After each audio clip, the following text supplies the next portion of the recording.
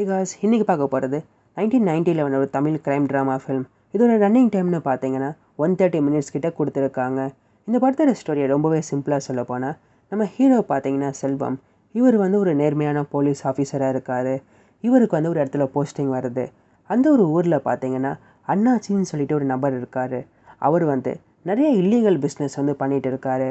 அவரை எதிர்த்து நிற்கிறதுக்கு யாருக்குமே தைரியம் இல்லை. பட் நம்ம ஹீரோ பார்த்தீங்கன்னா ரொம்பவே நேர்மையான ஆஃபீஸராக இருக்கிறதுனால அவர் பண்ணுற க்ரைம்ஸ் இது எல்லாத்துக்குமே ரொம்பவே அகெயின்ஸ்டாக இருக்கார். அவருடைய இல்லீகல் பிஸ்னஸ்க்கு அகெயின்ஸ்டாக இவர் வந்து ஆக்ட் பண்ணுறாரு. பட் நம்ம வில்லன் பார்த்தீங்கன்னா ஒரு பிளாஸ்ட் மூலமாக நம்ம ஹீரோவோட ஒய்ஃபை வந்து கொண்டுடுறாரு. இதுக்கப்புறமா நம்ம வில்லனை வந்து நம்ம ஹீரோ அரெஸ்ட் பண்ணிடுறாரு. அது மட்டும் இல்லாமல் இதுக்கப்புறமா நான் ஒரு போலீஸ் ஆஃபீஸராக இருக்க மாட்டேன்னு சொல்லிட்டு ரிசைனும் பண்ணிடுறாரு. ஒரு சர்டைன் டைமுக்கு அப்புறமா நம்மளுடைய வில்லன் வந்து வெளியில் வந்துடுவார்.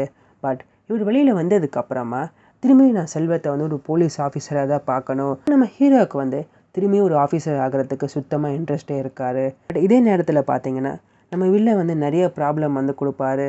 நம்ம ஹீரோ வந்து இது எல்லாத்தையும் எப்படி ஃபேஸ் பண்ணுறாரு, இவர் திரும்பியும் ஒரு போலீஸ் ஆஃபீஸர் ஆனாரா இல்லையா, நம்ம வில்லனை எப்படி சமாளிக்கிறாரு, இதான் இந்த படத்துடைய பாக்கி story. Okay guys, thanks for வாட்சிங்.